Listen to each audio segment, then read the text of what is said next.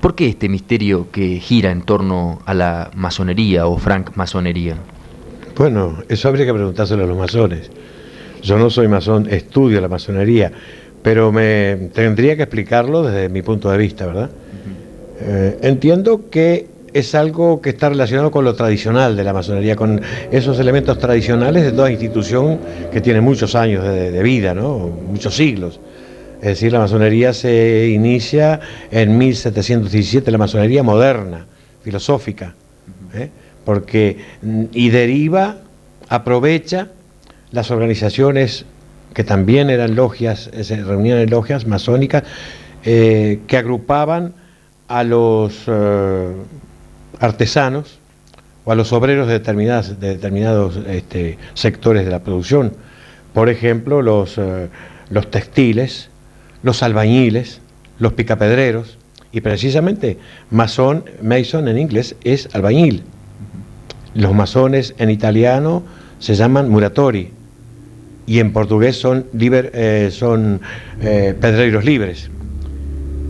El secreto entonces viene por tradición de las logias de obreros, que guardaban los secretos de su profesión en la Edad Media en reuniones de los iniciados en esos secretos, y estaban divididos en 3 grados: el maestro, el hermano y el aprendiz.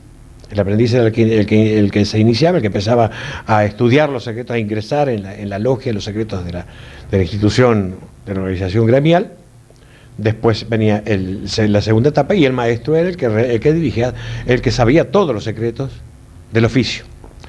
De esa tradición de secreto de las organizaciones gremiales de la Edad Media, los masones modernos, que se comienzan a organizar en 1717, cuando ya las organizaciones gremiales no necesitaban secreto, porque los avances de la industrialización hacían que nuevos inventos superaran los secretos de los anteriores artesanos, los secretos de los obreros anteriores, no tiene razón de ser. En cambio, un grupo dirigente de la sociedad inglesa, la burguesía emergente, aprovecha esas organizaciones para transformarlas en algo que tenía un contenido ético, moral, filosófico y casi religioso. Y sigue con los secretos, que en Inglaterra no precisaba para funcionar, pero que sí lo necesitó en una Europa donde la Iglesia quemaba a los heterodoxos, donde la Iglesia perseguía a los heterodoxos. Ahí el secreto se justificaba en función de la sociedad en que se iba a instalar la masonería. En Inglaterra no, en Inglaterra toma como tradición. Y hoy ese secreto, que no es tanto ya, se mantiene por tradición. Como la Iglesia mantiene sus ceremonias espectaculares en los templos, los masones mantienen como tradición, entre otras cosas, además de su simbología, mantiene ese secreto que ya no es tal. ¿Existe un antagonismo entre la Iglesia y la masonería? Bueno, actualmente no sabría decir. Históricamente sí.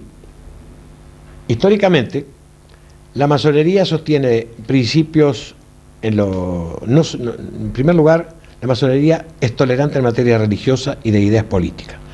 No se discute según los principios de la orden, ni ideas políticas ni ideas religiosas en el seno, pero tiene contenido político sus principios de igualdad, libertad, igualdad y fraternidad, que en Inglaterra eran lo que se había estatuido ya en 1717. Ya había un parlamento, ya había libertad, ya había igualdad, y había fraternidad, pero que volvemos de nuevo al traslado que se hace de la masonería a la Europa continental, donde el absolutismo reinaba, donde la Iglesia quería mantener, a pesar de la reforma ya había dividido a la Iglesia, pero la Iglesia romana quería mantener en los países donde tenía su dominio, en Francia, en España, en Italia, quería mantener su predominio y el monolitismo de su organización. El principio de tolerancia chocaba con la Iglesia romana. Por eso que la Iglesia romana, ya en 1738, excomulga, dicta edictos de excomunión contra la masonería. Y también por motivos políticos, los absolutistas y la Iglesia, que también la Iglesia Roma tenía estados temporales. Casi la tercera parte de la Italia actual era un estado de la Iglesia romana. Quiere decir que la Iglesia por dos lados se veía agredida por los principios de la masonería, o se veía involucrada se vio involucrada en una lucha con la masonería, porque el principio de tolerancia religiosa chocaba contra su idea de unidad total, de monolitismo. Y por otra parte, el principio de libertad y de igualdad, incluso el de fraternidad, porque al repudiar a los heterodoxos, la Iglesia no era la Iglesia cristiana fraterna, era otra iglesia, era una iglesia que rechazaba a los que no eran, es decir, no quería a esos hermanos, no los quería. Esos principios entonces chocaban contra ese, en lo político y en lo religioso, sin que la masonería adoptara una posición religiosa. La masonería no choca contra la iglesia se enfrenta a la masonería y la empieza a condenar desde 1738. Pero no solo la condena más que nada en función de un principio de seguridad del Estado. Y lo dice el documento expresamente, porque afecta a la seguridad del Estado, el secreto que rodea las reuniones y la tolerancia, las reuniones de gente de todas ideas, es un principio que contradice, que es perjudicial para la seguridad del Estado. Y en función de ese principio, de esa defensa de la seguridad del Estado, es que también otros gobiernos absolutistas o otros gobiernos no democráticos, por ejemplo, en Moscú, 1835, Rusia, la declara fuera de la ley, aunque después la adopta, después la acepta. En Suiza, 1836. En Bélgica, 1836 también, es declarada fuera de la ley, es decir, no admiten. Y en Francia la policía sospecha de los masones, aunque no la prohíben, porque hablan de libertad y de independencia en sus reuniones. Es decir, que estaba el tema político más que nada, sin que la masonería se metiera en política. Las ideas que promovía eran las ideas renovadoras. ¿Y en qué momento entra la masonería en el Uruguay? Bueno, no se puede decir con seguridad. Hay indicios de que ya el gobernador Viana era masón. No hay seguridad. Y de otros personajes de la época, de ahí en adelante. La seguridad comienza, es decir, documentadamente, se puede asegurar que la masonería se establece en el Uruguay como, orgánicamente, funcionando con logias, en el periodo cisplatino. Ahí aparecen una logia portuguesa, logia masónica, una logia portuguesa, una logia francesa en 1827, Les Enfants du Nouveau Monde, que después se transforma en Les Amis de la Patrie, que es la logia más vieja que actúa en el Uruguay, que queda en el Uruguay. La otra logia se disuelve, la portuguesa. Ahí aparece una organización paramasónica, es decir, una organización que sin ser masónica, en función de quienes dirigen y los propósitos, algunos de los propósitos que la animan, son dirigidos por la masonería, que es la de los caballeros orientales, los hombres que desde 1822 en adelante están luchando por la independencia del país. Los 33 orientales, ¿eran masones? ¿De dónde nace el número 33? Bueno, los 33, porque hay una relación, ¿no?, entre el número y la masonería. Claro, es como las palmeras que había en la Plaza de Independencia, eran 33. Casualidades. No, eso es como el 18 de julio. Te voy a asombrar con esto, digo yo, porque nadie sabe por qué el 18 de julio se jura la Constitución. Y es porque el primer documento masónico de un iniciado, habitante del Uruguay, Miguel Furriol, se produce cuando las invasiones inglesas, el 18 de julio de 1807, una logia irlandesa que venía con los Highlanders, que estaba ocupando Montevideo, inicia Miguel Furriol el 18 de julio de 1807. Y de alguna manera esta gente es muy amiga de los simbolismos, muy amante de los simbolismos. Ustedes han podido ver en el templo masónico toda la cantidad de símbolos que se prestan a 1000 interpretaciones, y eso es lo bueno, porque da lugar a que todos estén entusiasmados con las interpretaciones que cada cual da, de repente el mismo símbolo. Por eso que 18 de julio. Y los 33 orientales también está vinculado. Orívera era gran masón, y mucha gente en la que intervino en la organización del movimiento, en la que intervino también los caballeros orientales, por ejemplo Carlos Alvear, los Sufriategui y algunos otros, Santiago Vázquez, el hermano de Santiago Vázquez, eran masones y eran los hombres de la logia que realmente dirigía a la Sociedad de Caballeros Orientales. Es decir, esa organización paramasónica, muchos de cuyos miembros no sabían quién dirigía eso, creyendo que ellos funcionaban, eran dirigidos por la logia de Alvear, que funcionaba acá en Montevideo. ¿Existe una relación directa entre el poder político, el poder económico y la masonería, o son suposiciones? No. Yo puedo decir, hoy te decía una frase fuera de micrófono, una frase que puede definir un poco lo que es la masonería actualmente, ¿no? ¿Verdad? Anatole France, en fines del siglo pasado, era masón, había sido masón, y decía que era una sociedad de socorros mutuos. Y de alguna manera la masonería, por sus principios de fraternidad, de filantropía, de amor al semejante, por lo menos lo que promueve y proclama, y en eso ha sido siempre muy veraz, muy cumplidora, digamos. Es eso, sigue siendo eso. Pero en el siglo pasado, en este país, fue transformadora. Fue mucho más que eso. Transformó la sociedad oriental. ¿La transformó en qué aspectos? Bien. ¿Cómo estaba organizada la sociedad oriental en el periodo colonial? ¿Alrededor de qué? ¿En función de qué intereses? Estaba organizada alrededor de la iglesia. Yo en ese libro que tú has visto, Iglesia Ultramontana y Masonería en la transformación de la sociedad oriental, he recogido en los documentos de los repositorios nacionales, de los archivos nacionales, más de 70 organizaciones religiosas, cofradías, archicofradías, compañías, etcétera, etcétera, que reunían a la gente en función de los intereses del más allá, de los intereses religiosos, en función del santo San Luis Gonzaga, la Virgen María, la Purísima Concepción, todas las congregaciones, y la vida social del país estaba en el periodo colonial y en el periodo inmediato postcolonial organizada alrededor de la iglesia. La iglesia era el centro de reunión, las cofradías y todo eso eran los centros de sociabilidad de la gente. Y no había más reuniones que las familiares, nadie se organizaba en función de sus intereses materiales.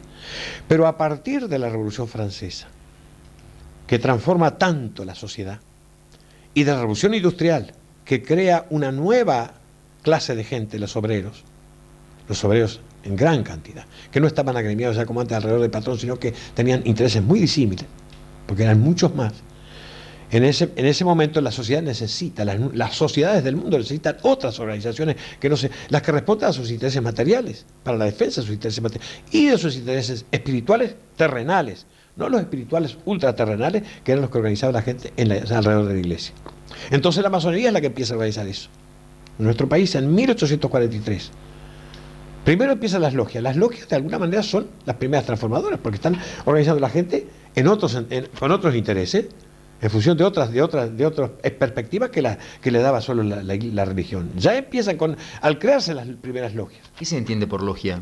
Y logia es el agrupamiento de más de 7 masones actuando orgánicamente y dependiendo de una autoridad que autoriza su funcionamiento. ¿Y que puede ser nacional o extranacional? ¿Qué se precisa para ser masón? Bueno, eso yo no sé. La masonería proclama que debe de ser hombres honestos y de buenas costumbres. Esa es lo que yo conozco. Y después, la masonería, el objetivo de la masonería proclamado con respecto a esos hombres honestos y buenas costumbres que ingresan en las logias, es hacerlos aptos para funcionar mejor en la sociedad. Es decir, los principios que se le inculcan, teóricamente al menos, son principios formadores de un hombre mejor, para actuar mejor en la sociedad civil. Esos son los principios, esos son los postulados, eso es lo que se proclama. Estábamos hablando de la masonería en el Uruguay en el siglo XIX. ¿Cuáles son los nombres más importantes de la masonería de esa época? Los nombres más importantes: Gabriel Pérez, que fue el fundador del Gran Oriente, porque antes las primeras logias dependían del Gran Oriente brasilero, del Gran Oriente de Pensilvania, del Gran Oriente de Filadelfia, incluso dependieron. ¿Qué es el Gran Oriente? El Gran Oriente es una autoridad, una autoridad del cual depende, que autoriza la fundación, la creación de logias y de la cual dependen esas logias. Pero estaba muy lejos Filadelfia, estaba muy lejos estas ciudades americanas, y autorizaron que se creara acá, un Gran Oriente, y en 1856, después de algún intento de los masones brasileños de organizar un Gran Oriente dependiendo, que siguiera dependiendo del Gran Oriente de Río, se creó la primera autoridad masónica del Uruguay, que fue el Gran Oriente del Uruguay, que es el que persiste, con algunas divisiones que hubo en el tiempo, pero persiste con el mismo nombre. Y el creador de ese fue Gabriel Antonio Pereira. Nombres importantes habíamos visto: Sufriategui, Santiago Vázquez, Oribe, Larrañaga. Me han dicho, usa algún símbolo masónico en su firma, y me han dicho, hay alguna persona responsable que ha visto un diploma masónico de Larrañaga y actuó como masón en sus relaciones con la gente con que se relacionó, todo indica que yo pienso que fue masón. Y después sería muy largo enumerar pero esos serían los más destacados. Rivera fue masón, don Antonio Pereira Gabriel Antonio Pereira fue masón, presidente de la República. Muchos presidentes posteriores y de este siglo alguno también puede haber sido masón. Doctor, vamos a hacer un corte comercial y seguimos conversando sobre este tema. Claro.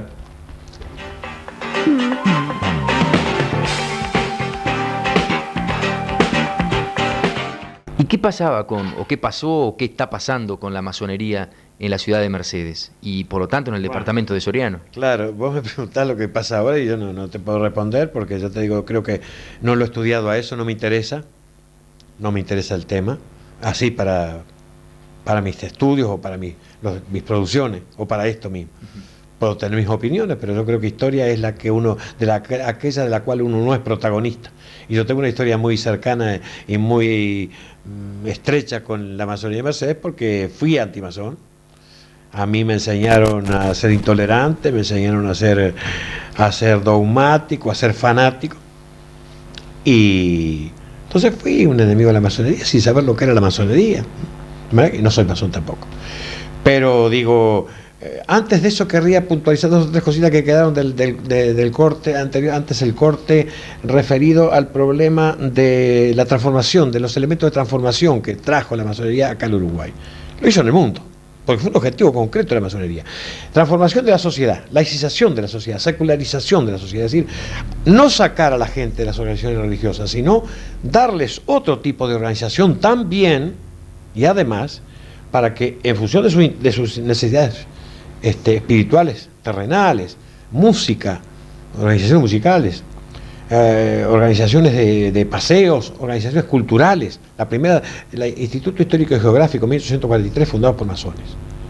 Organizaciones de beneficencia femenina, fundadas por las mujeres de los masones, 1847, la mujer de Rivera, la mujer, en fin. Y así siguieron. La primera organización obrera, hablábamos hoy de eso, 1852 se crea en Montevideo.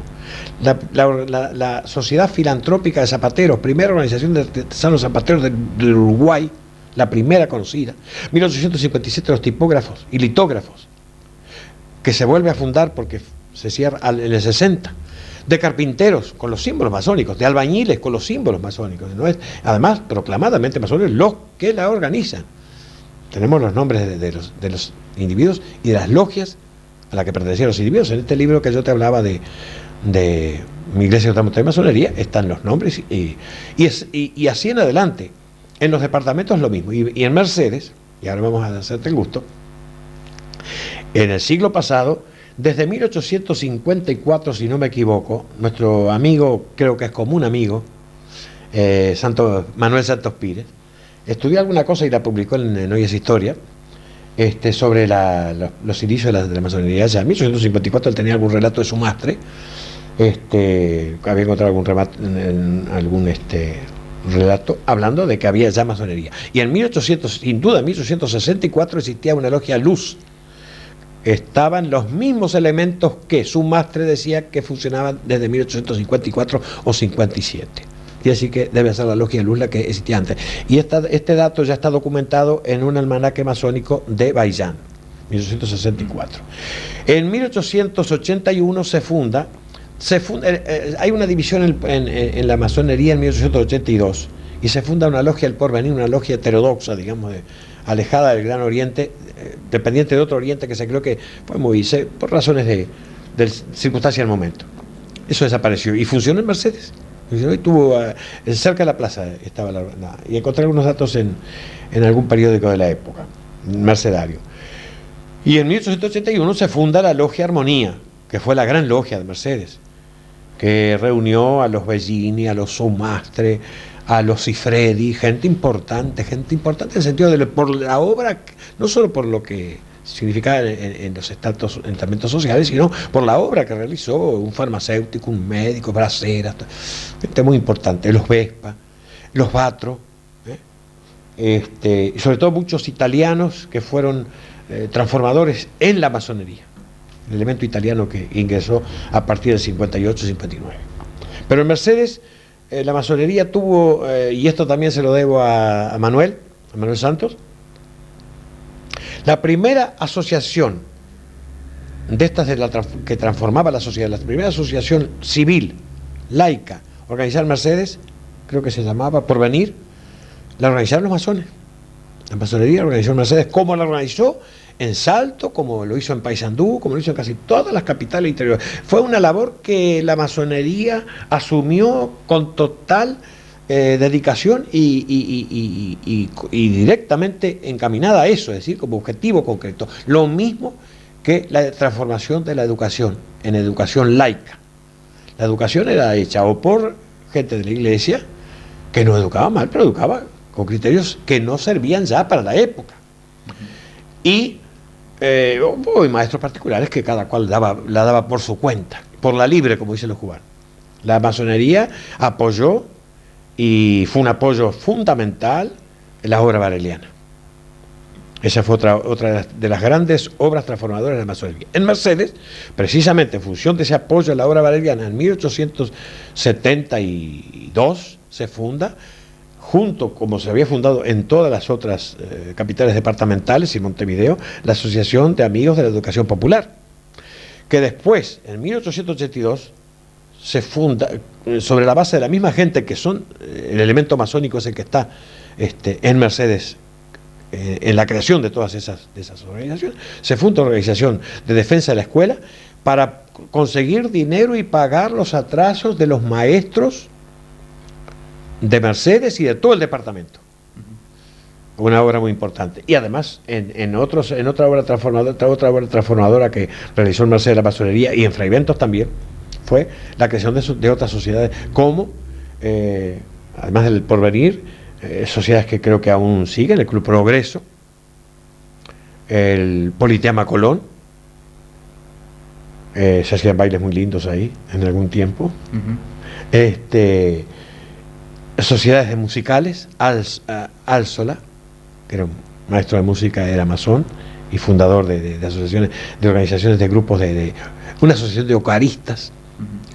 ¿Sí? Doctor, nuestro tiempo es muy limitado. Sí. Le agradecemos, esperemos que sí, le agradecemos que nos haya dado toda esta opinión sobre un tema que usted sin ninguna duda conoce muy a fondo. Y bueno, simplemente gracias por su tiempo. Bueno, gracias a ti. Gracias por haberme dado la oportunidad de decir algo para mi gente, de la gente de mis pagos, que así lo sigo queriendo mucho.